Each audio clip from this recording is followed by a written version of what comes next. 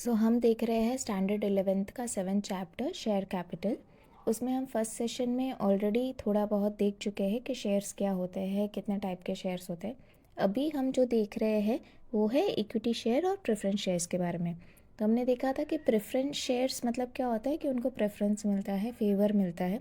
किस केस में? एक तो डिविडेंड के केस में, और सेकेंड अगर जब कंपनी बंद हो रही है तो तब जो फाइनल सेटलमेंट होता है वो प्रेफरेंस शेयर होल्डर को पहले पैसे मिलते हैं और उसके बाद कोई पैसा बचता है तो इक्विटी शेयर होल्डर को मिलता है। और इक्विटी शेयर्स क्या होता है?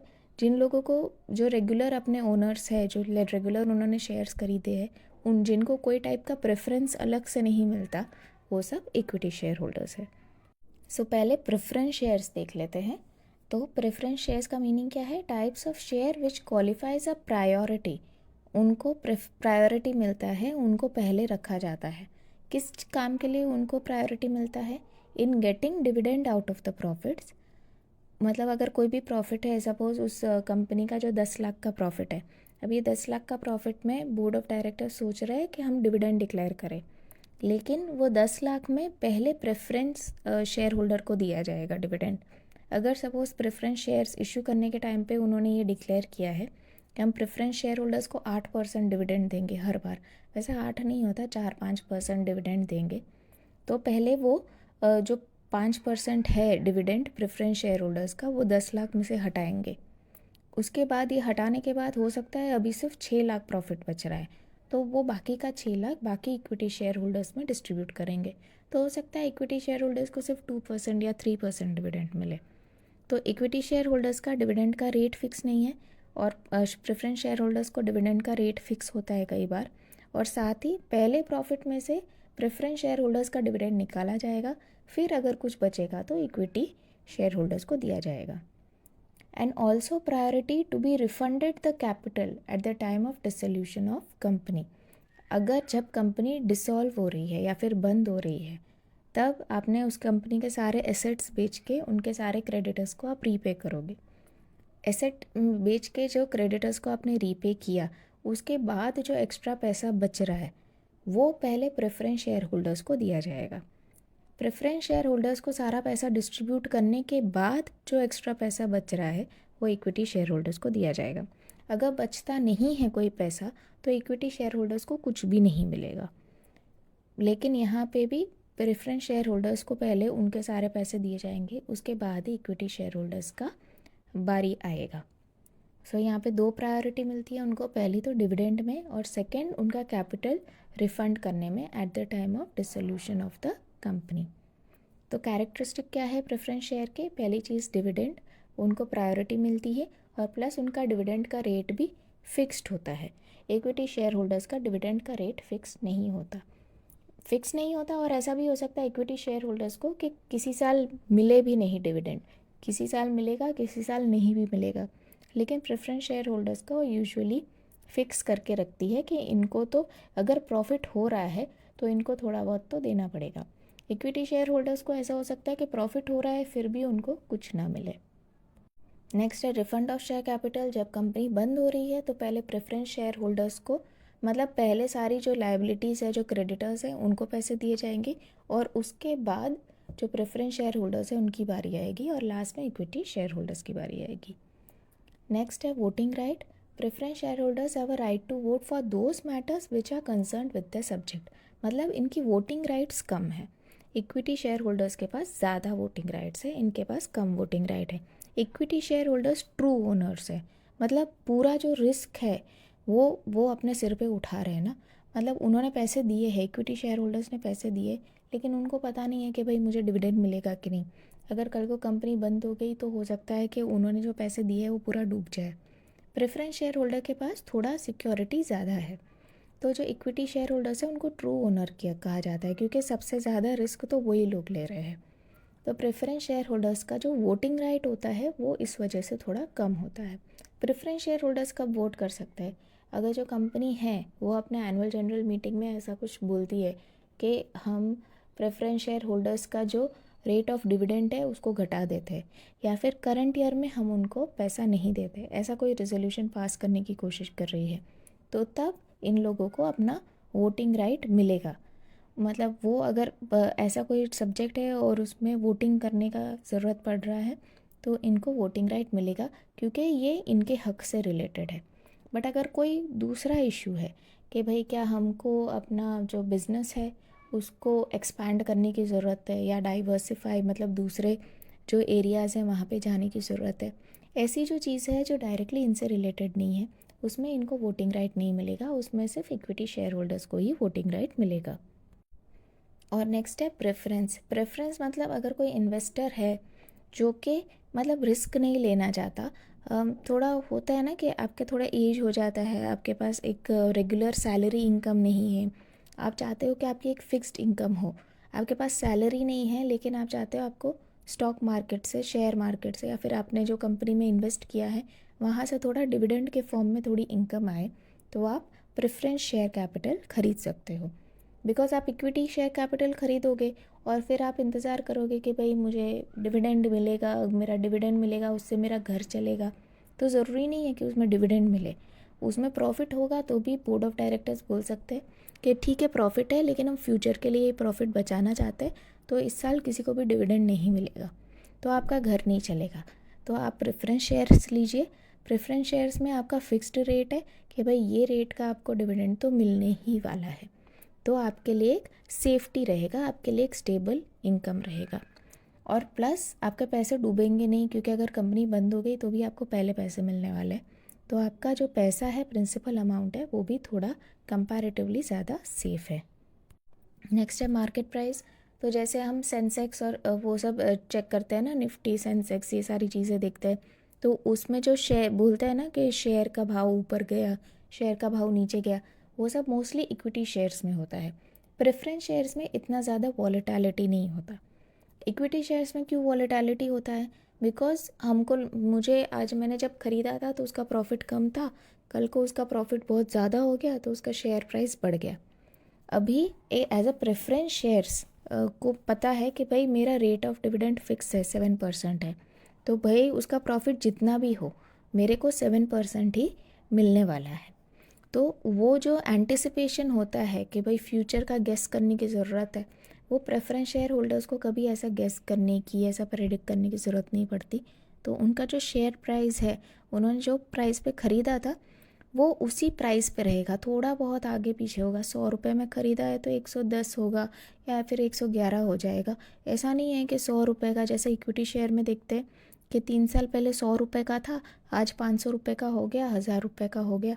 ऐसा नहीं होगा। अगर वो 3 साल पहले 100 रुपये का था तो आज भी वो 110, 120 का रहेगा, क्योंकि उसमें जो भी बाइफक वो होता है, उतार चढ़ाव बोलते हैं ना जो, वो सबको पहले से पता है कि भाई क्या रेट ऑफ डिविडेंड रहने वाला है और क्या क्या बेनिफिट आने वाला है, कंपनी बंद होने वाली है कि नहीं होने वाली, सबको सब कुछ पता रहता है।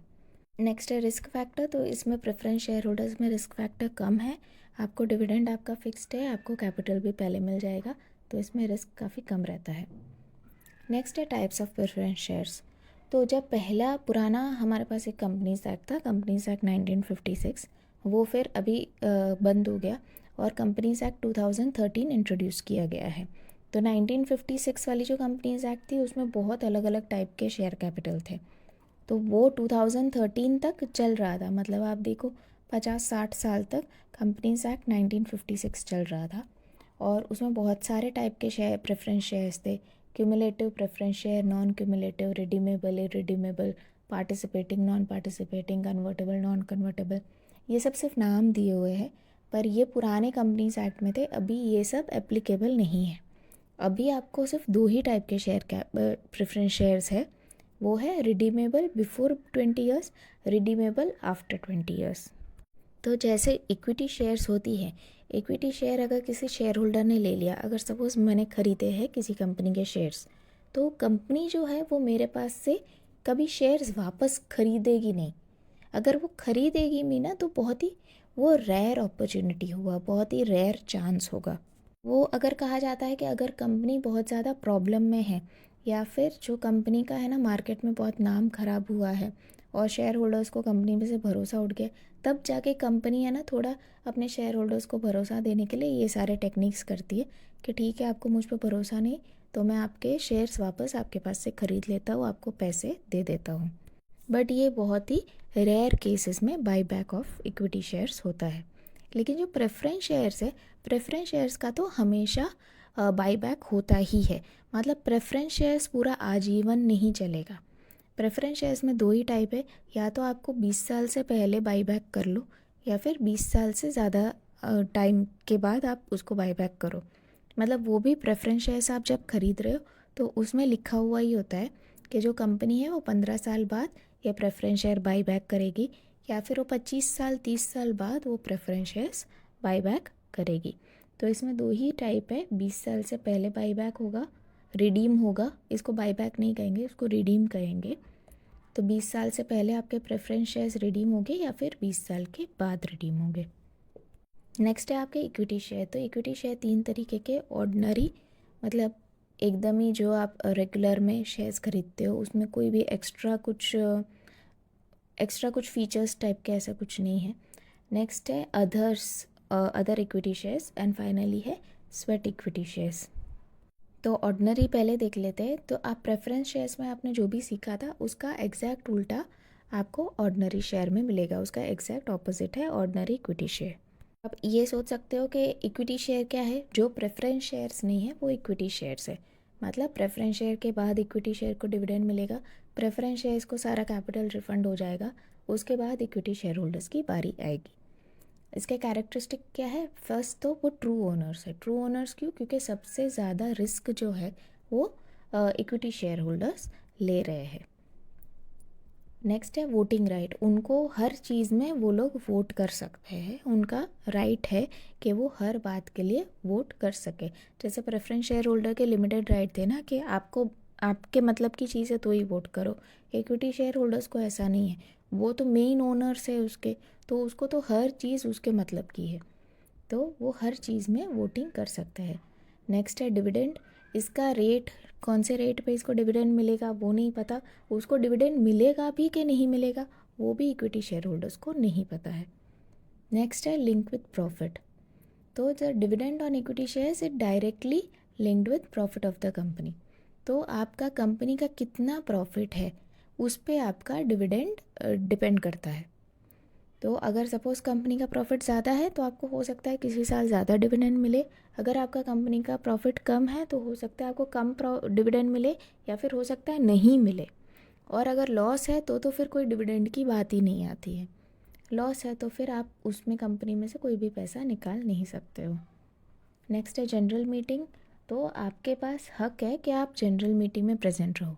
पहली चीज़ तो हमने इसके पहले भी देखा था ना, हमको क्या क्या राइट्स मिलते हैं। तो पहली चीज़ तो आपको एज अ शेयर होल्डर आपको मीटिंग का नोटिस मिलेगा, आपको हक है कि आप मीटिंग में प्रेजेंट रहो, आपको हक है कि आप मीटिंग में वोटिंग करो और वोटिंग करके अपना ओपिनियन बताओ, और वोटिंग करके जो कंपनी के डायरेक्टर्स है उसको सिलेक्ट करो, क्योंकि जो डायरेक्टर्स है वही कंपनी चलाने वाला है ना आपकी, तो वो डायरेक्टर्स को सिलेक्ट करने का, वोट करके सिलेक्ट करने का हक भी आपके पास है। नेक्स्ट है रिफंड ऑफ कैपिटल, तो जैसे हमने प्रेफरेंस में देखा था कि रिडीम होगा ही, या तो 20 साल के पहले होगा 20 साल के बाद होगा, लेकिन इक्विटी शेयर्स कभी रिडीम नहीं होंगे। इन रेयर केस बाई बैक का एक वो है, बट बाई बैक में कंपनी को एक्चुअली काफ़ी नुकसान होता है, उसको मतलब अपने शेयर कैपिटल कैंसिल करना पड़ता है, वो वापस वो शेयर कैपिटल इशू नहीं कर सकता, वो सब बहुत ही ज़्यादा रूल्स एंड रेगुलेशन है। तो हम ये बोल सकते हैं कि इक्विटी शेयर्स कभी बाईबैक होते नहीं हैं, वो कभी रिफ़ंड नहीं होते जब तक कंपनी ज़िंदा है। अगर कंपनी मर जाती है और डिज़ोल्व हो जाती है तो आपको थोड़ा बहुत पैसा वापस मिलेगा, पर जब तक वो ज़िंदा है तब तक आपको कोई पैसा वापस नहीं मिलेगा। तब तक आप क्या कर सकते हो, एक बंदा दूसरे बंदे को बेच सकता है शेयर्स, कंपनी आपको पैसा वापस नहीं देगी। नेक्स्ट है डिसोल्यूशन, मतलब जब कंपनी डिसॉल्व होगी, कंपनी बंद होगी, तब जाके इक्विटी शेयर होल्डर्स को अपने पैसे रिफंड होंगे। नेक्स्ट है बेनिफिट और रिटर्न, तो इसलिए शेयर कैपिटल जो इक्विटी शेयर्स है वो आपको ख़रीद के क्या क्या बेनिफिट होगा। पहली चीज़ तो अलग अलग टाइप के शेयर्स होते हैं, जैसे कि राइट शेयर्स होते हैं। राइट शेयर्स मतलब मेरे जो एग्जिस्टिंग शेयर होल्डर्स है, जो कंपनी है वो अपने एग्जिस्टिंग शेयर होल्डर्स को बोलती है कि मैं और 1 करोड़ शेयर्स इशू करना चाहता हूँ, अगर आप ख़रीदना चाहते हो तो आप बताओ, मैं पहले जो अपने एग्जिस्टिंग शेयर होल्डर्स हैं उनको ऑफ़र करूँगा, अगर वो ख़रीदना चाहते हैं तो वो मेरे पास से ले ले। अगर सपोज़ वो नहीं ख़रीदना चाहते तो उसके बाद मैं मार्केट में बाकी लोगों को दूंगा। तो वो हो गए राइट शेयर्स। राइट शेयर्स मतलब फर्स्ट जो एग्जिस्टिंग शेयर होल्डर्स है उनको हक है कि वो पहले कंपनी के पास से ख़रीद ले, मतलब वो जो शेयर्स मार्केट में जाए उसके पहले एग्जिस्टिंग शेयर होल्डर्स को ऑप्शन मिलता है, उनका राइट है कि वो ख़रीद ले। नेक्स्ट है बोनस शेयर्स। बोनस शेयर्स मतलब कंपनी ऐसा बोल सकती है मेरे पास बहुत ज़्यादा पैसे है तो एक काम करता हूँ, आपके पास एक शेयर है ना, तो मैं आपको और एक शेयर बोनस में देता हूँ क्योंकि मेरी कंपनी बहुत अच्छी परफॉर्म कर रही है। तो आपके पास पहले एक शेयर था, अभी आपके पास 2 शेयर हो गए, तो वो जो एक शेयर एक्स्ट्रा है वो बोनस है आपका। नेक्स्ट है जो आपका मार्केट है, शेयर मार्केट है, उसमें अगर आपकी कंपनी अच्छी परफॉर्म कर रही है तो आपका शेयर का प्राइस इंक्रीज़ होगा, तो एक शेयर होल्डर दूसरे बंदे को वो बेच सकता है और वो जो प्राइस इंक्रीज़ होगा तो वो डिफरेंस का प्राइस वो उसको मिल जाएगा। नेक्स्ट है रजिस्ट्रेशन ऑफ शेयर्स। तो काफ़ी शेयर्स होते हैं जो कि स्टॉक एक्सचेंज में रजिस्टर्ड होते हैं। तो अपने नेशनल स्टॉक एक्सचेंज, तो ये बॉम्बे स्टॉक एक्सचेंज और नेशनल स्टॉक एक्सचेंज है, बीएसई और एनएसई। उसके अलावा भी लोकल काफ़ी रीजनल स्टॉक एक्सचेंज भी होते हैं, जैसे अहमदाबाद स्टॉक एक्सचेंज है, कोलकाता में भी है। तो वो कहीं ना कहीं रजिस्टर्ड हो सकते हैं, नहीं भी हो सकते, बट काफ़ी जो कंपनीज़ है वो रजिस्टर्ड रहती है स्टॉक एक्सचेंजेस में। अब नेक्स्ट है अदर इक्विटी। अदर इक्विटी में क्या है, 2 टाइप के हैं। Equity shares with voting right, जो हम नॉर्मल हमारे जो शेयर्स होता है इक्विटी शेयर्स, उन सब के साथ वोटिंग राइट होता है। और सेकंड है equity shares with differential rights as to dividend and voting. इसका मतलब है कि ये वो इक्विटी शेयर्स है जिसके वोटिंग राइट्स थोड़े कम किए गए हैं या फिर कर्टेल किए गए हैं। तो इसमें क्या होता है कि अगर कोई इन्वेस्टर है, मुझे पैसे चाहिए, मुझे सपोज़ 1 करोड़ रुपए चाहिए, मुझे नहीं मिल रहा है कोई पर्सन, मुझे जो लोग हैं रेगुलर लोग हैं उनको मुझ पर भरोसा नहीं, मैं बहुत ही नई कंपनी हूँ, तो मुझे एक बंदा मिल गया, मतलब एक बंदा मिल गया या फिर 10 लोग ऐसे मिल गए जो मिल के मुझे 1 करोड़ देने को तैयार है और वो कह रहे हैं कि आप मुझे शेयर दो। लेकिन मुझे क्या डर है कि भाई ये मुझे 1 करोड़ तो दे देंगे, लेकिन इनके पास पूरा वोटिंग राइट चला जाएगा, उसके बाद ये वोट करके मुझे ही मेरे कंपनी में से बाहर निकाल देंगे। तो मुझे ये चीज़ का डर है, तो मैं उसको पावर नहीं देना चाहता हूँ। मुझे उसके पास से पैसा लेना है लेकिन मैं उसको पावर नहीं देना चाहता हूँ। तो उस केस में मैं उसको ऐसा इक्विटी शेयर इशू करूँगा जिसका वोटिंग राइट नहीं है या फिर उसके वोटिंग राइट्स कम है। तो इसके वजह से पावर मेरे हाथ में रहेगी, पैसा मुझे आ जाएगा लेकिन पावर भी मेरे हाथ में ही रहेगी। इसमें जो गवर्नमेंट है, इसमें गवर्नमेंट थोड़े रिस्ट्रिक्शन लगाती है, उसमें थोड़ा कर्टेल करती है कि भाई आपके ऐसे जो इक्विटी होते हैं जिसमें वोटिंग राइट कम होती है वो बहुत ज़्यादा नहीं होना चाहिए। वो 20% आप ऐसे इक्विटी इशू कर सकते हो, 20% या 25% समथिंग है कि 25% आप ऐसे इक्विटी इशू कर सकते हो जिसमें वोटिंग राइट कम हो, लेकिन 25% से ज़्यादा नहीं होना चाहिए। बिकॉज जो गवर्नमेंट है उसको भी ध्यान, अपने शेयर होल्डर्स का भी ध्यान रखना पड़ता है ना, कि भाई सारे शेयर होल्डर्स कोई चीट ना हो जाए। तो ये भी एक मेथड है, ऐसे इक्विटी शेयर्स भी इश्यू किए जाते हैं जहाँ पे वोटिंग राइट रिस्ट्रिक्टेड हो। नेक्स्ट है sweat equity shares. Sweat equity shares मतलब मैं अपने जो खुद के एम्प्लॉयज़ हैं उनको अपने इक्विटी शेयर्स इशू कर रहा हूँ, मतलब उनके पास से मैं पैसे नहीं लूँगा या फिर उनको डिस्काउंट में शेयर्स इशू करूँगा। जैसे 100 रुपये का शेयर्स है तो मैं उसको 10 रुपये में इशू कर दूँगा। तो इस तरीके से ये जो यूजुअली अभी जो स्टार्टअप्स होती है, नई नई कंपनीज बनती है, तो उनको जो एम्प्लॉयज़ है वो अच्छे क्वालिटी के एम्प्लॉयज़ चाहिए और मेहनत करने वाले एम्प्लॉयज़ चाहिए। बिकॉज स्टार्टअप में क्या होता है कि स्टार्टिंग में बहुत ज़्यादा मेहनत करना पड़ता है, तो वो एम्प्लॉयज़ को शेयर्स देते हैं ताकि अगर एक बार तुम्हारे पास शेयर आ गया तो तुमको ओनर टाइप का फील होगा ना, एंड एज एन ओनर तुम ज़्यादा मेहनत करोगे कि भाई कंपनी बढ़ेगी तो मेरा शेयर का वैल्यू भी बढ़ेगा, तो फिर मैं ज़्यादा मेहनत करूँ इसके लिए। तो इसीलिए वो शेयर्स देते हैं, जो नई कंपनीज होती है वो अपने एम्प्लॉयज़ से ये होप में कि वो ज़्यादा मेहनत करेंगे। So the company issue share to the directors, experts, employees with discount और विदाउट कंसिड्रेशन। तो 100 रुपये का 10 रुपये में कर सकते हैं या फिर एकदम फ्री में भी कर सकते हैं। This is called sweat equity shares. तो इसके एडवांटेजेस क्या है, it can be given as reward to the directors. जो भी एम्प्लॉयज़ है उनको एक रिवॉर्ड टाइप का फील होगा the employees having such type of shares get extra income as dividend on share along with salary. तो आपकी सैलरी तो हुई, प्लस जब भी आपका जो कंपनी है वो प्रॉफिट करेगा तो वो डिविडेंड डिक्लेयर करेगा, तो वो भी आपका एक इनकम हो गया। साथ ही एम्प्लॉयज़ को एक कंपनी के ओनरशिप वाली फीलिंग आएगी, तो वो लोग ज़्यादा मेहनत भी करेंगे। अब इसमें कंपनीज एक्ट में क्या प्रोविज़न है, आपको स्वेट इक्विटी शेयर इश्यू करने से पहले आपका जो एनुअल जनरल मीटिंग है उसमें एक स्पेशल रेजोल्यूशन पास करवाना होगा। ये रेजोल्यूशन में लिखा होना चाहिए कि आप कितने शेयर्स इशू कर रहे हो, वो शेयर्स की मार्केट प्राइस जिस दिन आप उसको इशू कर रहे हो या फिर जिस दिन ये रेजोल्यूशन पास कर रहे हो उस दिन उसके शेयर की मार्केट प्राइस क्या थी, और आप ये शेयर्स किसको दे रहे हो। आप डायरेक्टर्स को दे रहे हो, एम्प्लॉयज़ को भी दे रहे हो। एम्प्लॉयज़ में भी अलग अलग लेवल के लोग होते हैं ना, आप मैनेजर्स को दे रहे हो, एग्जीक्यूटिव्स को दे रहे हो, या लोअर लेवल एम्प्लॉयज़ को दे रहे हो, किसको दे रहे हो वो आपको मेंशन करना है। आपको सारे लीगल प्रोविज़न फॉलो करने हैं। अगर वो स्टॉक एक्सचेंज में आपकी कंपनी रजिस्टर्ड है, लिस्टेड है, तो ये जो स्वेट शेयर्स है वो भी उसमें लिस्टेड होने चाहिए। और ये जो आपने स्पेशल रेजोल्यूशन पास किया है उसके विद इन 1 ईयर आपको ये स्वेट इक्विटी शेयर्स इशू कर देने हैं। ऐसा नहीं कि आज मैंने रेजोल्यूशन पास किया 3 साल बाद मैं इक्विटी शेयर्स अपने एम्प्लॉयज़ को दे रहा हूँ, ऐसा नहीं। विद इन 1 ईयर आपको एम्प्लॉय को दे देना है।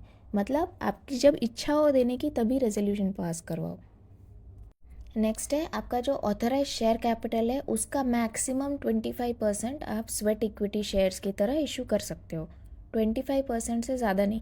मतलब अगर 10 करोड़ का ऑथराइज शेयर कैपिटल है तो आप 2 करोड़ 50 लाख ही होगा ना, हाँ 2 करोड़ 50 लाख अमाउंट का जो शेयर्स है वो स्वेट इक्विटी की तरह दे सकते हो, उससे ज़्यादा नहीं दे सकते हो। नेक्स्ट है during the year. During the year आप मैक्सिमम 5 करोड़ का स्वेट इक्विटी शेयर्स दे सकते हो, या फिर 15% ऑफ पेड अप कैपिटल का स्वेट इक्विटी दे सकते हो ड्यूरिंग द ईयर। पूरे लाइफ टाइम में आपको क्या ध्यान रखना है, पूरे लाइफ टाइम में 25% ऑफ ऑथराइज शेयर कैपिटल, और उस पर्टिकुलर साल में 5 करोड़ या फिर 15% of paid up share capital. और नेक्स्ट है आप जिस किसी एम्प्लॉय को ये स्वेट इक्विटी शेयर दे रहे हो वो 3 साल तक वो उसको बेच नहीं सकता, उसको 3 साल तक अपने पास रखना पड़ेगा। नेक्स्ट जल्दी से इक्विटी शेयर और प्रेफरेंस शेयर्स का डिफरेंस देख लेते हैं। पहली चीज़ तो इक्विटी शेयर्स आपको इशू करना कंपलसरी है। कंपनी बनाने के लिए सबसे पहला कंडीशन क्या है, शेयर्स होने चाहिए। कौन सा टाइप के होने चाहिए, इक्विटी शेयर होने चाहिए। प्रेफरेंस शेयर्स होना ज़रूरी नहीं है। बहुत सी कंपनी होती है जिसमें, मोस्टली कंपनी ऐसी होती है जिसमें प्रेफरेंस शेयर्स नहीं होते। प्रेफरेंस शेयर्स बहुत ही कम कंपनी में होता है। इक्विटी शेयर्स कंपलसरी है हर एक कंपनी के लिए। नेक्स्ट है rate of dividend. Equity share के लिए फिक्स्ड नहीं है, प्रेफरेंस शेयर्स के लिए फिक्स्ड है। राइट्स में क्या है, इक्विटी शेयर होल्डर्स को मीटिंग में जाने का राइट है, मीटिंग में हर बात में वोटिंग का राइट है। प्रेफरेंस शेयर होल्डर्स को सिर्फ उससे रिलेटेड जो मैटर्स है, उसके हक से रिलेटेड जो मैटर्स है, सिर्फ उसमें ही वोटिंग करेगा, वो हर बात में वोटिंग नहीं कर सकता।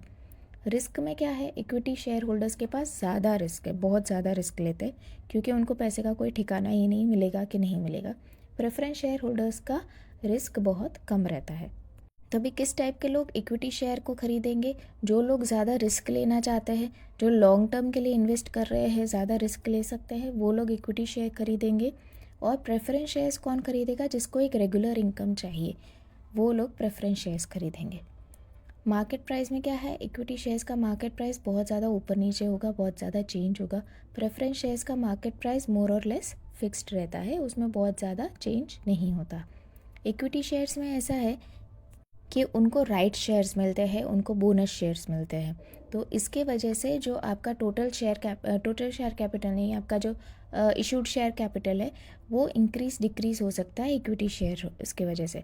प्रेफरेंस शेयर्स में आपने जितना इशू किया है उतना ही रहेगा, उनको राइट शेयर बोनस शेयर कुछ मिलता नहीं है प्रेफरेंस शेयर होल्डर्स को, तो कैपिटल में भी कुछ इंक्रीज डिक्रीज नहीं होगा। तो इसके साथ हम सेकेंड सेशन भी कंप्लीट करते हैं और हम नेक्स्ट सेशन में शेयर सर्टिफिकेट के बारे में देखेंगे। Thank you.